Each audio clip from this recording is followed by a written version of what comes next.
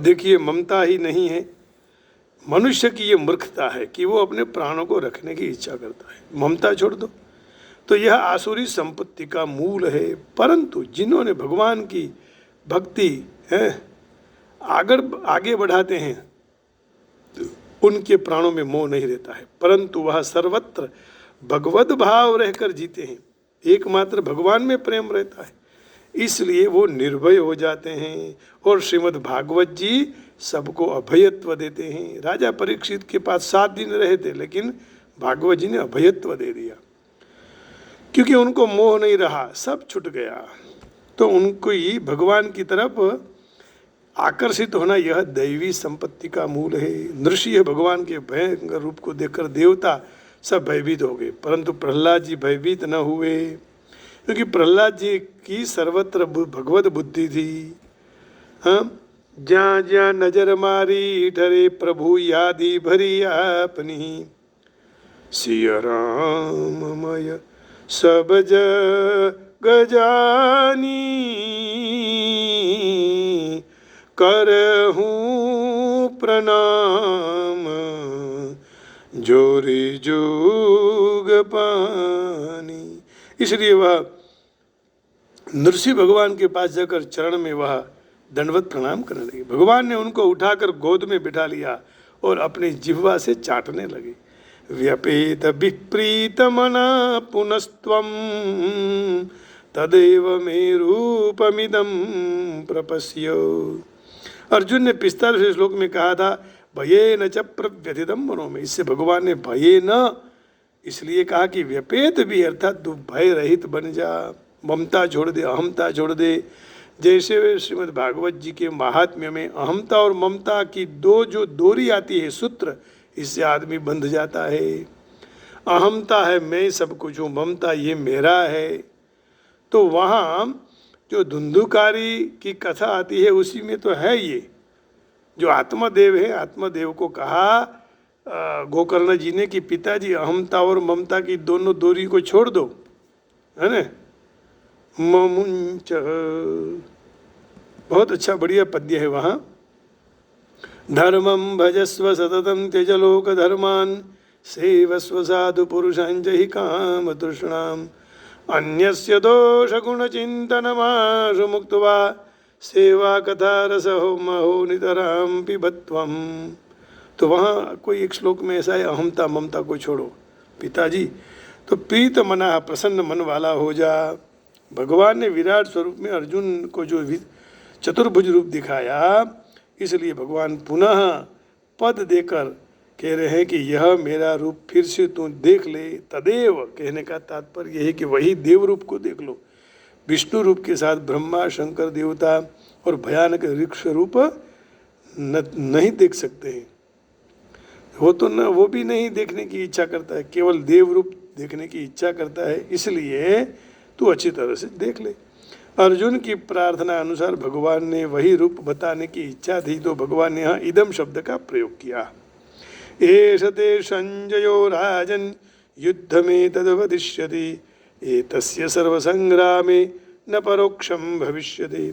चक्षुषा संजयो राजन् दिव्येनैव समन्वितः कथयिष्यति युद्धं सर्वज्ञश्च भविष्यति। राजन, यह संजय आपके युद्ध के सारे समाचार दिखाया करेंगे। संपूर्ण संग्राम भूमि में कोई ऐसी बात नहीं बने जो उसको प्रत्यक्ष न हो। राजन, संजय दिव्य दृष्टि से संपन्न है और सर्वज्ञ हो जाएगा और सब बातों आपको बताते रहेगा। ये महाभारत में भीष्म पर्व में कहा है, 2:9-10 में कहा है।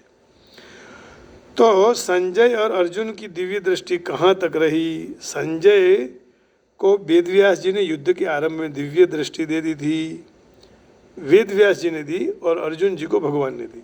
परंतु अंत में जब दुर्योधन का मृत्यु हो गया तो संजय शोक से व्याकुल हो गया और दिव्य दृष्टि चली गई। तव पुत्र गते स्वर्गे शोकार्तस्य ममानघा ऋषिदत्तं प्रणष्टेतु तद्दिव्य दर्शितत्वमद्य में। ऋषिदत्तं प्रणष्टे तद दिव्य दर्शित्वमद्य में। तो तो देखो जब शोक युक्त हो गया तो दृष्टि चली गई संजय की, क्योंकि संजय व्याकुल हो गए और दुर्योधन का अंत में मृत्यु हो गया।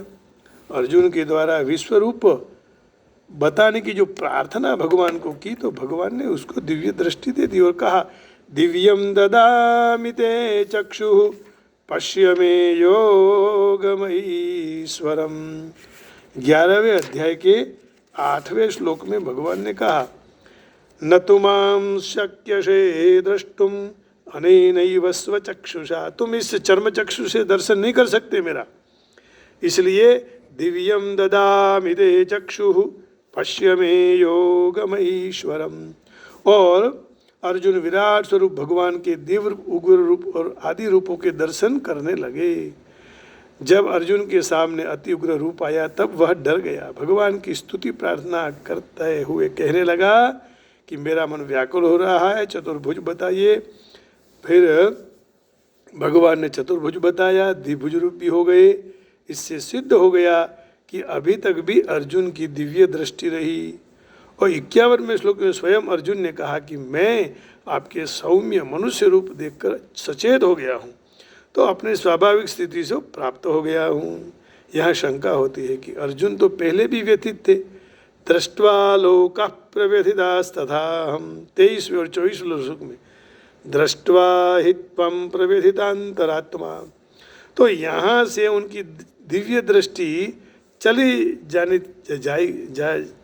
थी, क्योंकि उसको मोह हो गया। जैसे संजय दुर्योधन के जाने के बाद शोक मग्न हो गए तो उनकी दिव्य दृष्टि चली गई, लेकिन अर्जुन की चली नहीं गई, दिव्य दृष्टि रही। तब वहाँ अर्जुन अपने भयभीत नहीं थे। तो यहाँ जितने भयभीत हो गए हैं, यहाँ तो अर्जुन भयभीत होकर भगवान को नमस्कार करते हैं और उनको चतुर्भुज बताने की प्रार्थना करते हैं। तो इसलिए अर्जुन की दिव्य दृष्टि, यहीं अर्जुन की दिव्य दृष्टि चली जाती है।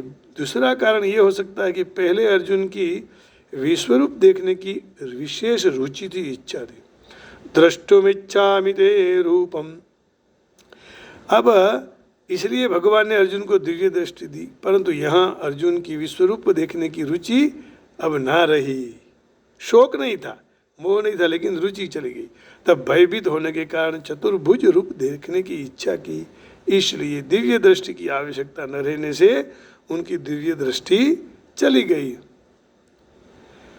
जो संजय और अर्जुन शोक से भय से व्यथित व्याकुल न होते तो उनकी दिव्य दृष्टि कई दीर्घकाल तक रहती, वही कई बार ज़्यादा से ज़्यादा देख सकते थे, परंतु शोक और भय से व्यथित होने के कारण उनकी दिव्य दृष्टि चली गई।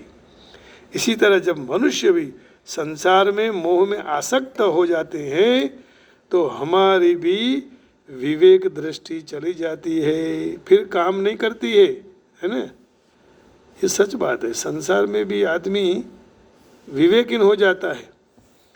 मनुष्य के रुपयों में अधिक मोह हो तो चोरी करने लग जाए, उससे मोह हो तो वो फिर लूटने लग जाए, इससे अत्यधिक मोह हो तो वह दूसरों की हत्या कर दे।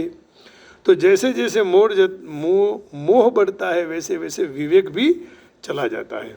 जैसे मनुष्य मोह में न फंसकर अपनी विवेक दृष्टि को महत्व दे तो अपने उद्धार के साथ साथ संसार मात्र का उद्धार करने के लिए समर्थ बन जाता है। तो विवेक की दृष्टि नहीं जानी चाहिए, है ना। नहीं तो आदमी चोरी करे, नहीं तो फिर लूट करने लगे और फिर हत्या भी कर सकते हैं। अर्जुन भयभीत होकर कह रहे हैं तत्क्षामये त्वामहम अप्रमेयम्।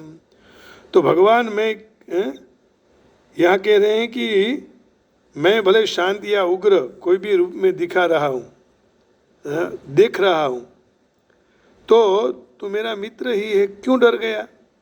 ये तो तेरा अज्ञान है। मित्रता में कोई कमी है क्या, या तो निर्बलता है?